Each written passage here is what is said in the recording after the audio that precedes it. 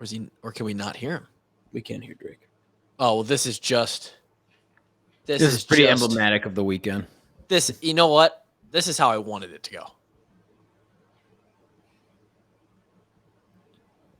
Could just cut and start over. No, it'll be fine. This is perfect.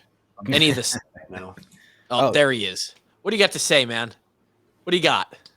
Well, I was going to do a wellness check on Gary, but now I'm going to do one on my fucking self because I just don't even want to do this bullshit. Fucking stupid. Drake, I'm honestly super surprised that you showed up. Odds were like plus 600 that he. Yeah, that's exactly why I showed up, because I knew the odds were against me. So I said, fuck you. And I showed up as the underdog. Wow.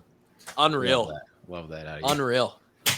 Gary had a tough weekend. Everybody had a tough weekend. It was that was my intro. My intro was literally, this is wellness checks with the walk-ons, and I know one dude in here in particular is not doing so well, so I want to do a formal wellness check on my friend Gary to make sure that everything's okay. We don't need to get him to a number to a hotline or anything. He might need it. Thank you. I appreciate you saying that, Drake. I've had 70 burger. It's you know at least it was a. You've had 112 keep me around this time. You've had 112 scored on you this weekend. Not great. Dude, 70 in the NFL is absurd. It's 2 points short of the NFL record. That was like in 66 or something? Yeah, that was set almost 60 years ago. 57 years ago. Grant, what happened? Everything that could go wrong went wrong. Simply. It was a total disaster. It was bad. It was not good. Sean Payton having a tough intro to the city of Denver. Yeah, it is kind of weird because it's like I feel like they made steps to get better, but somehow got worse. So I don't really know what's going on there in Denver. But hey, you know what? I'm still gonna watch next week. Still invested. You're a good. Miami's got a little bit of squad though. They're decent. They're so good. They're more than decent. They are more than decent. They are. I know that Tyreek's. I bet that was playing without Jalen Waddle. They didn't even have Jalen Waddle. They did not have Jalen Waddle. He's out of the concussion. Jesus Christ! Yeah. I know Tyreek's nickname is Cheetah, cheat code, but it's real. He's that good. He's good for 150 every single night. And I've got him. So you might consider yourself a brave soul if you're listening to this podcast. I don't know what's going on, Drake. For those watching the YouTube, which is a large portion of our audience, I have no idea. Nope, he's just going to the audio, I guess. Today could fuck itself. Yeah. Well, yesterday too, right? Yeah, yesterday honestly fucked itself too. Hey, man, while we're doing wellness checks, and sure. There's a lot of Bears fans in the Iowa Hawkeye community. They're down 41-0 at the start of the fourth quarter. So yeah. It's just been a brutal weekend. Everyone's bad, except for Penn State, evidently. You're here. You're listening to this podcast. A lot of people probably aren't, or you're catching up like later than you would, because I know a lot of people in the content consumption community of the Iowa space choose not to listen to the recaps if it's a really bad game. They just don't want to hear it. They don't want to have to subject themselves to go through that again, to have those negative conversations. Then why are we here? Well, quite frankly, I was just going to say, Drake didn't want to be here. Kevin certainly doesn't want to be here. I generally am like, I'm apathetic to it. I'll be here. But even I today was like, I don't think this is going to be fun. Where I'm from, we call what happened to the Hawks getting Sandusky. They took us in the shower against our will. Yeah. It went bad. And to be quite honest, if you are here for a review, I don't know how much true game review we're going to do here. In fact, boys, who's down for a quick podcast, right? Who's down for a quick? Yeah. Let's cap this thing at like 40 minutes tops. Yeah, maybe 30. At this point in the wellness walk-ons circle, can we just go around and give our first general thought? Any general thought on the night? I was absolutely stoked up until like 6 minutes into the first quarter. I was juiced. My heart was racing, and I don't really get butterflies since we've been done playing. But for some reason, this game was like the first one in a long time where I was like, I was kind of fucking amped. Even more than the last time I played Penn State, top 5 battle. Oh no, not like that. I mean, I was in the stadium for that one. That was, but like watching on TV doesn't do a lot for me, like emotionally, body marker wise. But my heart rate was up for this. I was really excited. The intro, it was the shots of Happy Valley, the whiteout, the boys coming out. I was juiced, and then unfortunately, Then it happened. Yeah. unfortunately, we've been there. You And cannot turn the ball over in the red zone. You just absolutely cannot do it. If you make it to the red zone, you have to score at least 3 points. Not just in any game, especially this game, especially that game, right? That's a tough fumble by Eric Gall early on, right? That's tough. Now, what's even tougher? We've been screaming overrated at Michigan for a long time, just saying. What's even tougher is the shittiest luck on punt return that I've seen in a while. And it came at a crucial time. And it's not that kid's fault either. He was doing a good job. He was doing his job blocking. Kevin made a great point that there's no way that he heard that. I guess shot. They call it poison. I always called it Peter. But yeah. Basically, Cooper's yelling, "Get out of the way!" And he was pointing at the ball too. Coop was clearly pointing at it. Yeah, teams either use Peter or poison for that, but it's Happy Valley. There's 110,000 people. There's next to no chance that he heard that. So, and to be quite honest, try to hit somebody running down the field with a punt. Impossible. Like you will do it 1 in maybe 3,000 tries. And this taps right off his shoulder into their hands, and took the perfect bounce for them. It was the turning point in the game, and I'm not going to sit here and act like Iowa specifically. Did we ever have a chance in this game? Probably not. Probably not. But any shot that we keep it close and eke out some gritty, muddy, nasty 1-point win, all went out the door when they got that bounce. The defense had just stopped them, and then we had to send them right back out. Yeah, we had to send them right back out onto the field, and which that is always very, very disheartening, demoralizing. Get but off also the field, and then you immediately have to go back out, whether it's on the special teams play or say that offense turns it over the next play. Really fucking sucks. It's physically and emotionally damaging. It's draining, yeah. And that is the moment where they started to gas out, because this defense is given everything they fucking have against a pretty talented offense. They're not bad. Penn State, pretty dang good team. That receiver they had, he could do whatever he wants against our defense. We don't have a guy like that. I don't know what his name was, number 1, but he was a guy that we don't have. That's Andre Lambert Smith. Him. Aller was finding him all night. And once we had to be, everybody here at listening to this podcast knows the stats, right? They ran 97 plays. We ran 28. They had the ball for 5 minutes. They had the ball for 45 minutes. We had it for 14:33. It's almost unbelievable. You could tell someone that's got to be a near record. Somebody, Grant, can you look it up? What is the record time of possession in a game? Discrepancy. Football game.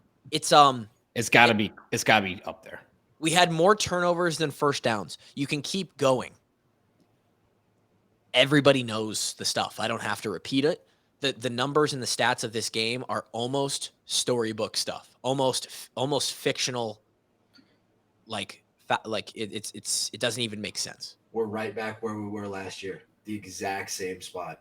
It's I wouldn't say that. I don't think so, and I know that's where people are jumping. Fictional levels of offensive underperformance. It's the same narrative.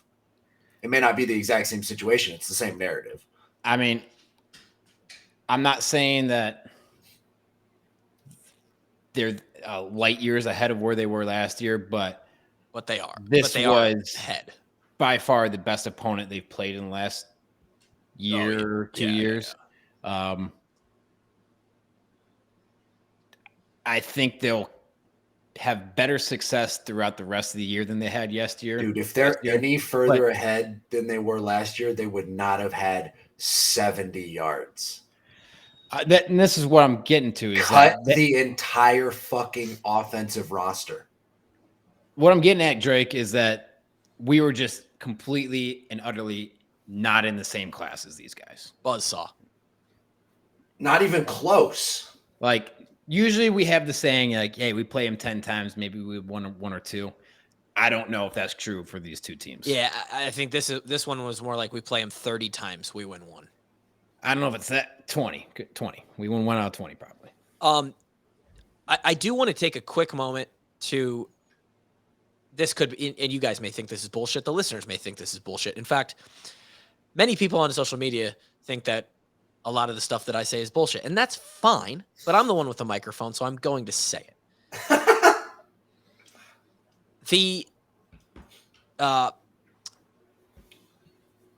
The extremity that this loss got to, and how absolutely bad of an ass beating it eventually turned into, it was exponential.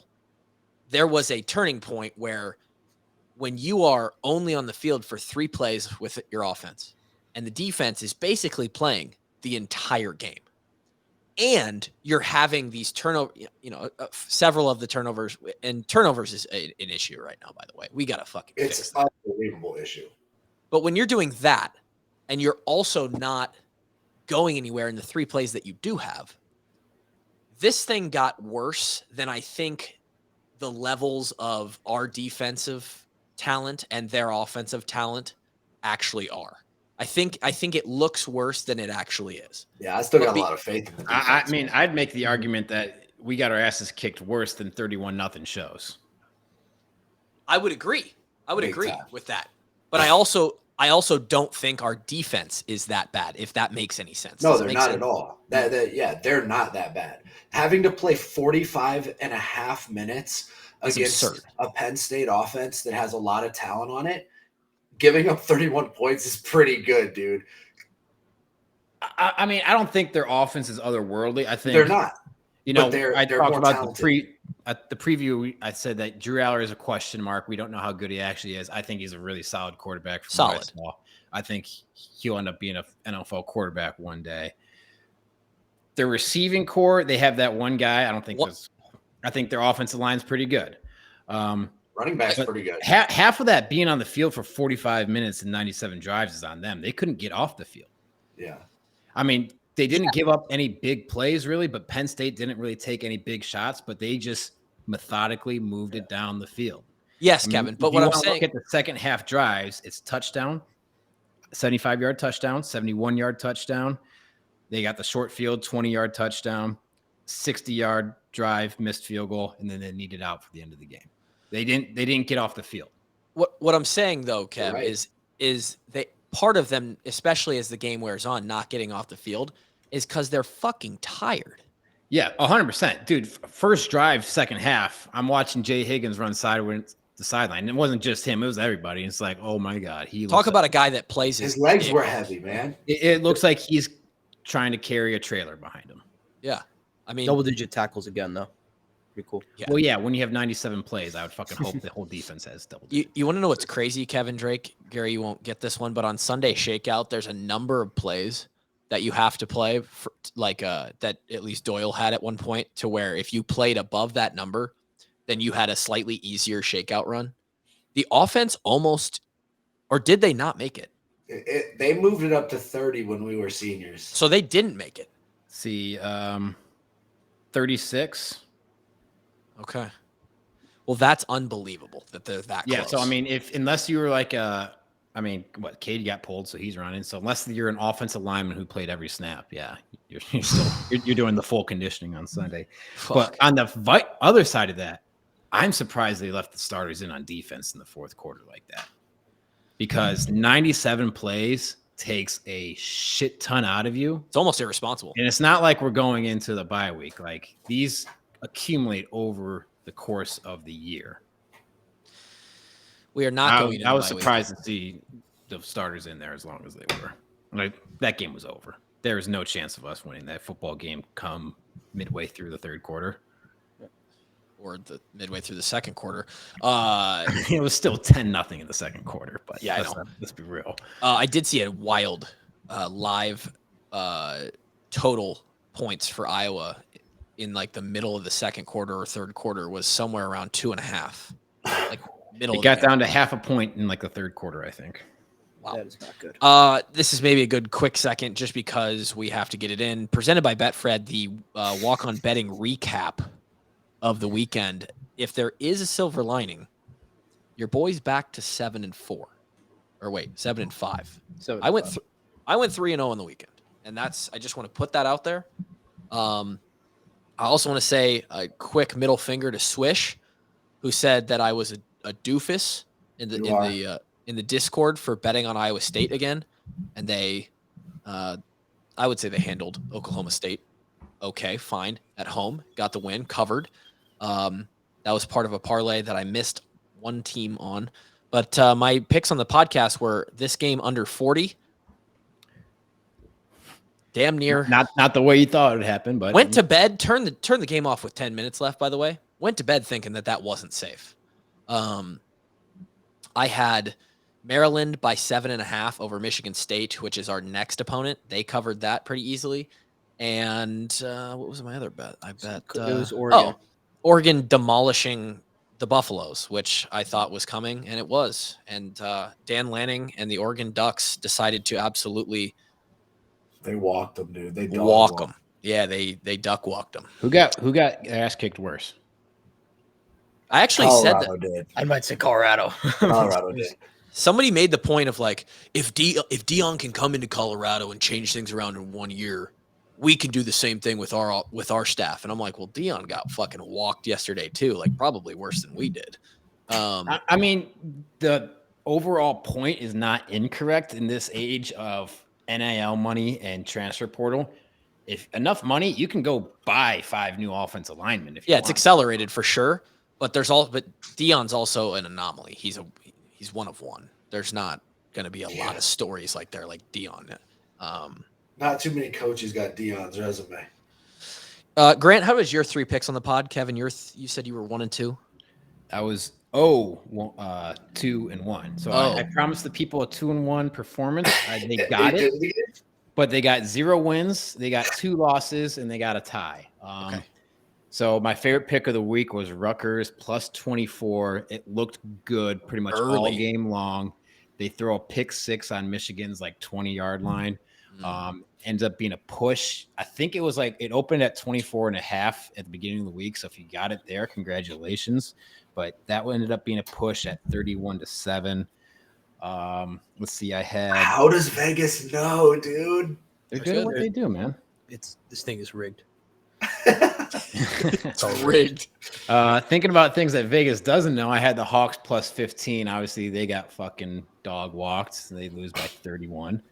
And then I had the under in the Northwestern Minnesota game. Not even fucking close. Which, by the way, I woke up and Lauren goes, "Did you see Northwestern beat Minnesota?" And I said, "Excuse me?" And they beat Minnesota. They did. Yeah, they huge fourth quarter comeback. They scored 3 touchdowns in the fourth quarter. Bigger fourth quarter comeback, the Packers today or Northwestern yesterday? I mean, they were down 21. Definitely Northwestern. Definitely Northwestern. Well, the Packers were looking not good for the entire game too, and then all of a sudden I check that one. What were they down, like a whopping 10 points? No, 17-0. 17. Oh shit! Came back in the fourth quarter, won 18-17. Crazy. What'd you go, Grant? I went 2 and 1. Got close to 3. Should have been 3-0, except that idiot Dabo just decided to tank in the fourth quarter. Multiple chances to win against Florida State. He just fumbled all of them. That's a great dog, Kevin. Yeah, this for those now the Olive Cast. Yeah, for those on the YouTube, you just got a little golden retriever action, which helps the soul a little bit. But yeah, Kansas did a good job against BYU. Well, messed around a little bit, made me nervous, but handled it at the end. And then West Virginia was on ESPN Plus, so I had no way to watch it, which I can't believe that Big 12 conference games are on ESPN Plus, but they are. and I couldn't watch it, but they did fine. They won outright. They had an awesome highlight video or a hype video with Charles Wesley Godwin, who just released a new album as well before. And as soon as that came out on Friday, I was like, I feel good. This is going to be good. But ultimately, all of it though, 2-1. I'm not happy unless the Hawks won over the weekend, so I'm still upset. Well, they didn't win. They didn't even come close. I don't think Drake. I had the Hawks, bro, and that's that. Yeah. Okay. But there's going to be on DHC. There might be a big airing of grievances against Dabo. It doesn't belong on here, but I was infuriated for about. DHT is where is sort of become a place where we air grievances from the previous weekend. So if you're interested, hit up the Patreon. That segment brought to you by Betfred, by the way. Download the Betfred app and lose all your money, unless you're betting the Iowa unders, which are now 3-1 on the year. Penn State is also 4-0 versus the spread. Congratulations. Oh, congrats to Penn State. Where do we go next? Is there I have an update actually on the time of possession. Okay. Yes, please. Unofficial record is Michigan State versus Rutgers in 2017. Michigan State won 40-7 with 47 minutes 20 seconds of possession time. Holy fuck! They had it for 12 and a half minutes. I mean, that's not that far above what we just saw. It's very close. That's a minute and a half difference. But it does save the Hawks. Yeah. Do you guys have any? We might have to make up some. We might have to get creative here. Do we have a Premier Automotive collision of the game for this one? The punt hitting our guy's back of the head. I don't know. That might be the collision of the game, if we're being honest. I was thinking potentially the thought of Drake putting his brass knuckles on and punching through the wall could be the collision of the game, which wouldn't be the first time that has happened. Shout out to N320's door at Hillcrest dorm. And I don't remember if there were any big hits for the Hawks yesterday. So the one we took right in the face. In the gut. Yeah. The gut punch. Someone laid a good hit on Aller at one point during the night. Yeah, I think you're right. That was that Herquette? I think so. It ended up being like an incomplete pass, but yeah, he was asking for a penalty and then he got up and he's like, fuck it. He's like, fuck it, boat racing these guys. Yeah, we're just absolutely just walking them. Okay. So, I mean, we've got our ass kicked a few times in our day. Like similar situation, actually. 16. This was way worse than the McCaffrey day. McCaffrey. This was way worse. I thought Minnesota 2014 might be the closest that we experienced. The closest game that kind of came to my mind. Like that was a game where we just could not stop them on offense. Couldn't really do shit, or couldn't stop them on defense. Couldn't really do shit on offense. Although we were winning that game at 1.7-0. 7-0, and then Max Williams, right? 3 touchdowns. Yeah, 52 unanswered points. Point is, it happens from time to time. Yeah. We don't like it. We don't feel good about it. But for the fans out there, just know that there's no illusions on the inside of that program. Yes. About what just happened, right? KF knows, Coach Parker knows, Brian knows that we just got our asses handed us and our shit kicked in, right? Everyone's coming into the facility today on Sunday, and it's fucking quiet as a mouse in there, and people are fucking pissed off, and no one feels good about themselves. Man, that's going to be a real come to Jesus moment with everyone there. Yeah. We're going to put up on the film and see where we got to get better. And there's a lot of ways we got to get better.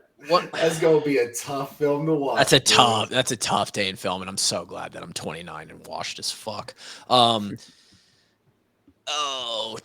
Maybe bright spot of the game. Torrey had an elite punt down to the 1. Just want to highlight the special teams real quick, although still a lot of room for improvement there on the special teams as well.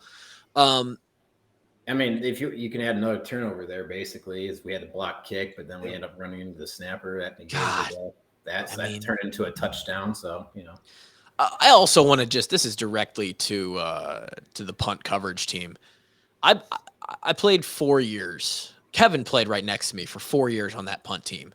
And we waited for guys to take a chance and not throw the fair catch up, and then for it to slip through their hands and that ball to fumble. I waited 4 years. I went down and sat in guys' laps waiting for fumbles. I've seen it happen 3 or 4 times since we've graduated, Kevin, and not once in our career did it happen. Never happened. And it happened also, yesterday. That one's like, that was if we wanted to keep it close to something that we needed to go like our way. And it went it couldn't have bounced further away from our guys. Unbelievable. Yeah. Right off Coop's freaking, I mean, unbelievable. That's a good thing to point out, Kevin. I'm glad that you said that, because I do think that some people, I'm not saying all people, everybody on Twitter who every time I put out a tweet about being a fan can just thinks I'm talking about. Tough day on Twitter for Kluver.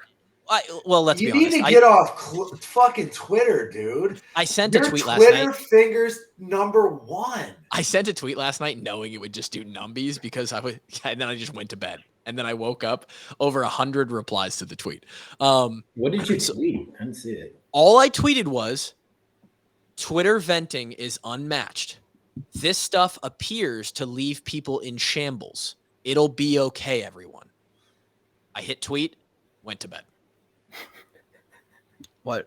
Why pay for therapy when you can just have a Twitter account? Now, when I tweet stuff like that, and then today, I'm just getting blasted because, again, people just jump to this this finale narrative of, Kluver thinks it's stupid to be a fan. Never said that. No. I think it's great. Do you think it's stupid to be a fan, though? Because sometimes I think it's stupid to be a fan whose emotions in their life, when the game is over, still ride and die on what happened in the game. Do you know what you're describing? That's just being a fan. No, that's just being a fan, though. No, because I'm a fan on a different level.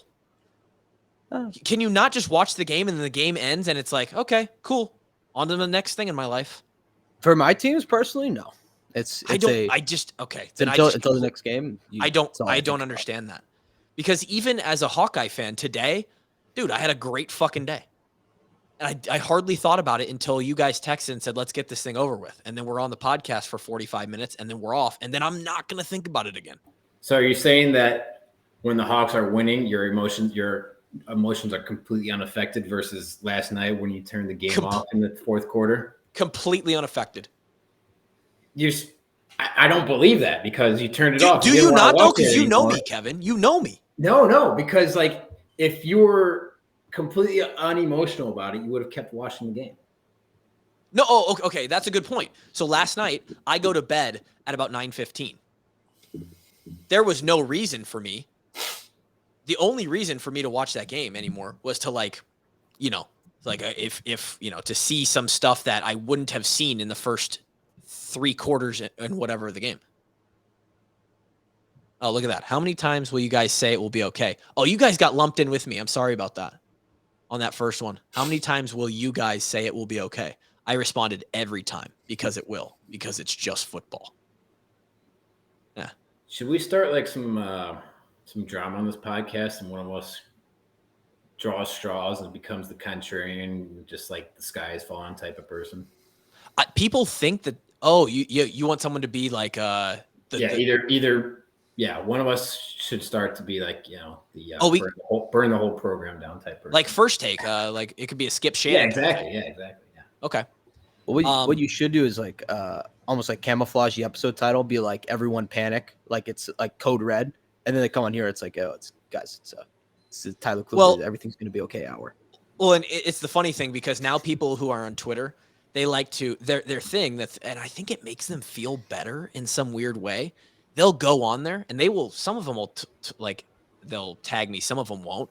They'll be like, can't wait to fucking get on Monday and hear the walk-ons talk about how Brian's the best fucking coordinator and how everything's gonna be okay. Can't wait to be fucking gaslighted by the walk-ons. And I'm like, I'm on record multiple times last year saying Brian is not a good offensive coordinator, very clearly based on stats, based on performance.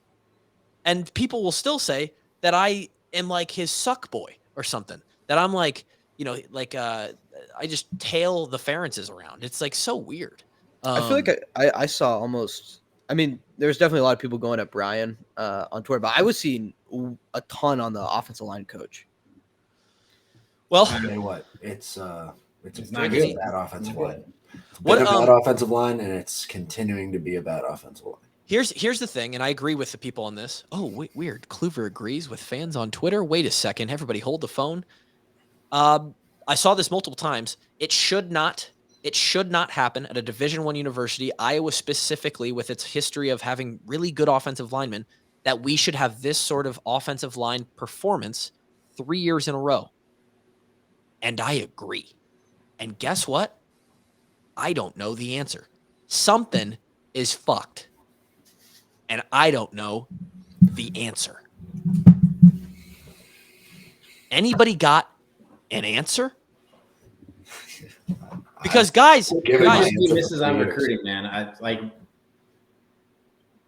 one of our friend, one of the people I talked to that used to play offensive line.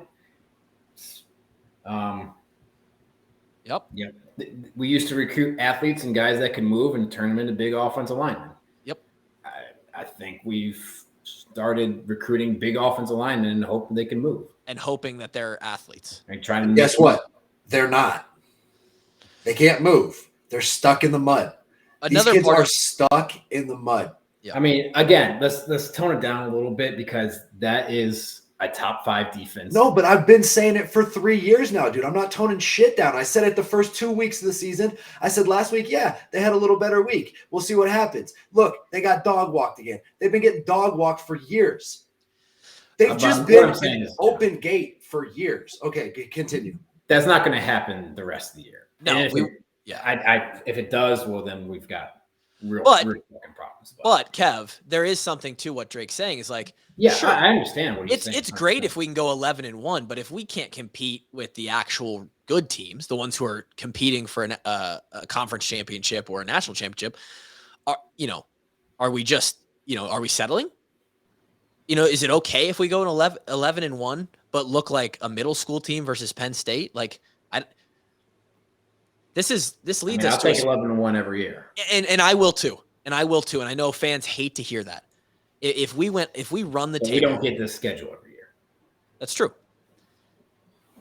And of course the Brian thing came back up yesterday, and I know people are going to call for Brian. My response, we said this a little bit last year too, is like, what play do you call? What do you call? What do you call? No fucking idea. If you bring Sean back, we're getting no movement on the offensive line. This wide receiver is getting zero separation because that's a great secondary, and we have no time. We can't drop back and pass. I had several people be like, "Well, now it's now Brian's got to be fired when the plane touches back down in Iowa City, right?" And my one response was, "Hey, I understand, but what are you calling though?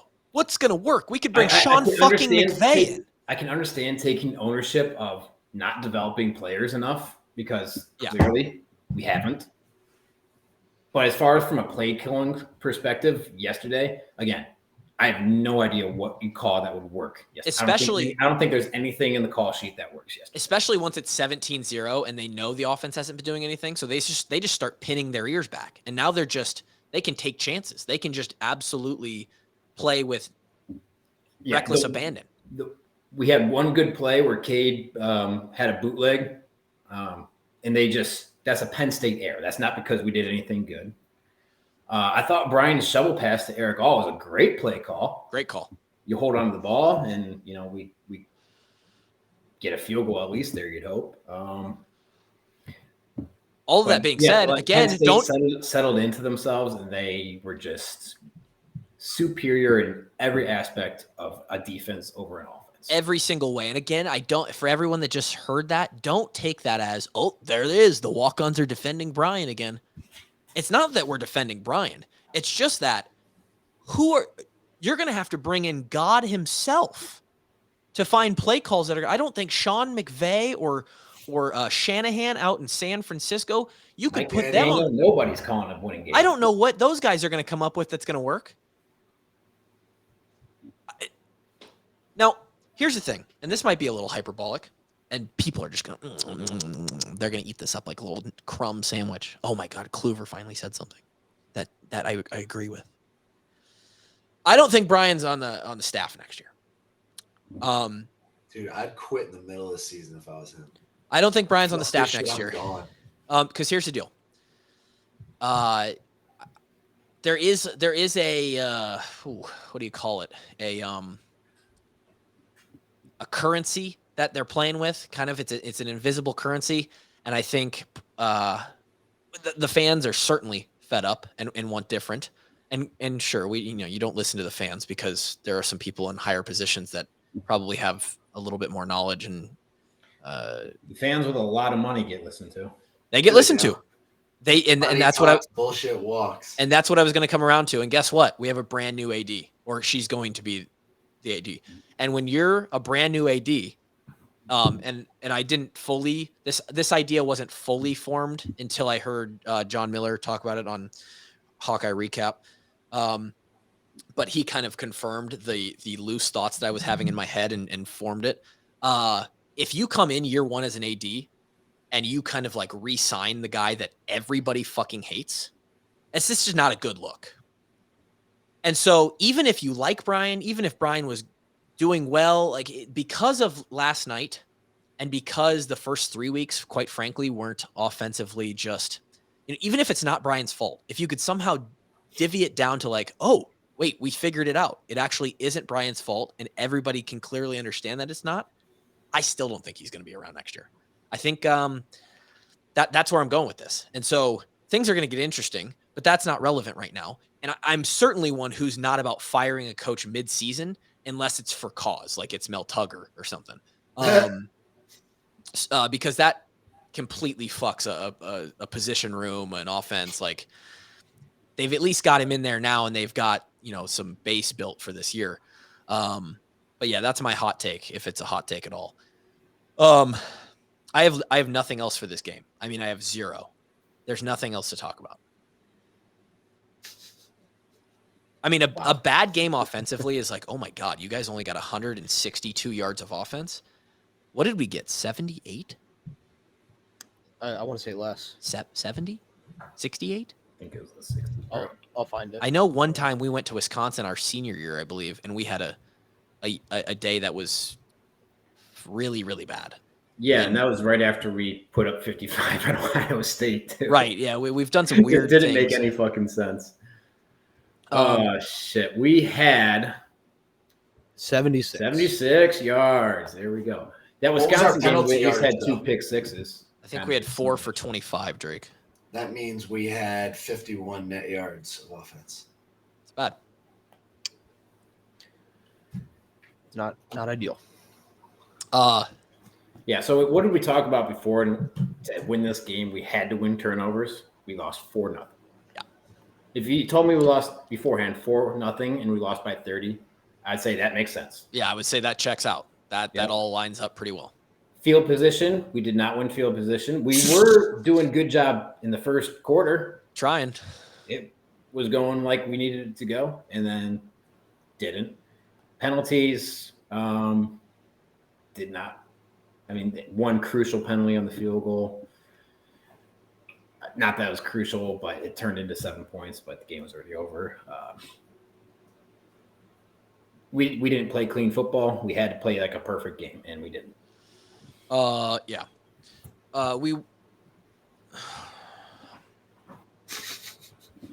Grant, any thoughts, Grant, before I attempt to wrap this up?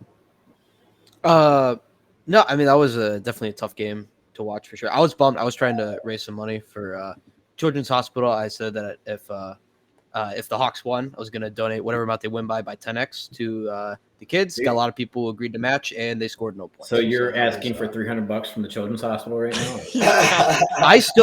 I still donated. Don't worry. There's now a balance on Grant and the Children's Hospital of minus 310. Yeah, I still donated anyway. But I thought it would have been cool if like everyone went and donated anyway, and the Hawks won. I thought it would have been awesome. It would have been. That's a great idea by you. it did not work. I do might have to try it again later in the season. I do want to give a quick shout out to the new and shiny Grant Allen top 25 that's going to come out each week. Oh yes, the top 25. It's here. Gary the intern is going to put out his own top 25 each week. We'd love for you to comment what you would change, what you agree with. Where are the Hawks, dickhead? Not in there. I mean, we gotta score them. Yeah, you got to score points to be ranked, I think. I don't think that's anything controversial to say that. Drake, any other thoughts from you? Any ideas on how to? Maybe I shouldn't tempt that, but any ideas? Nut the fuck up. Nut the fuck up? Yes. Okay. Oh. Get 2 full handfuls of dick and balls. Remind yourself that you got something between your legs. Sack the fuck up and play better. It's one solution. The fucking players are failing their coaches, dude. They're failing them. There's my fucking sign off. All right. There's a little stat here too. This was the first time in my lifetime the Hawks did not score a point in a game. Saw that. Last time was in 2000. Yeah, I was not alive. It's not good. It's not good. I'll end with this. We'll go back to what Kevin said. The guys know it's not good. KF knows it's not good. BF knows it's not good. A lot of people out there on Twitter, Facebook. I'm embarrassed to be an Iowa Hawkeye. Our offense is the embarrassment of the country right now. It's a laughing stock. They know, and they're the offense. They're the guys. So I promise you, they feel more embarrassed, more like they feel it. Oh yeah, right. I don't want anybody under the impression that like they just walk into the complex today and they're like, huh, what a tough night in Happy Valley. Guess we get ready for Michigan State now. Like they're fucking pissed. They're embarrassed. Okay. I know I was like joking around too with like the 11-1's not off the table, like hashtag positivity stuff, but it's like part of it's joke, part of it's not. Like it still could easily happen. I mean, like I think they're gonna win a lot more games still. I do too. Like, I don't think it's like total. Like I don't think like this is an all-time bad loss, but like, I still kind of believe in the Hawks. I mean, they will be favored. I'm not abandoning ship. They will be favored in most of the games left on the schedule. Probably. What do you think they wouldn't be favored in? Wisconsin? At this point, probably not Wisconsin. Maybe Rutgers, man. I don't know. Well, for a second, I thought Rutgers was the real deal. I thought they were about to go up 14-0 on Michigan. I was like, holy shit, Rutgers might be a loss. But then they didn't do anything the rest of the game. I think, other than Wisconsin. Maybe, I don't know. Maybe Minnesota's at home. I don't know. Maybe depends on how Nebraska plays out the rest of the year. Should be, if they're not favored in every game, they'll be dogs by single possession. It'll be a damn near pick 'em. So, and I know that's not good enough for a lot of people. I get it. You're going to be like, I don't care. If we can beat all the average to bad teams and go 11-1, but we play one legit opponent and we look like an FCS team, then that's not good enough for me. I don't know what to tell you. That's just potentially what's going to happen. So I don't know how you reconcile that within yourself, but this is where we're at. It's probably almost assuredly not going to look as bad as it did yesterday, the rest of the year. And we move on.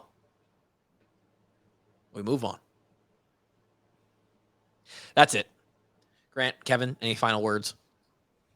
All right, cut it. Enjoy your week. We'll be back on DHT tomorrow, Drake and Gary Friday, and the Thursday preview of Michigan State on Thursday. We'll see you then.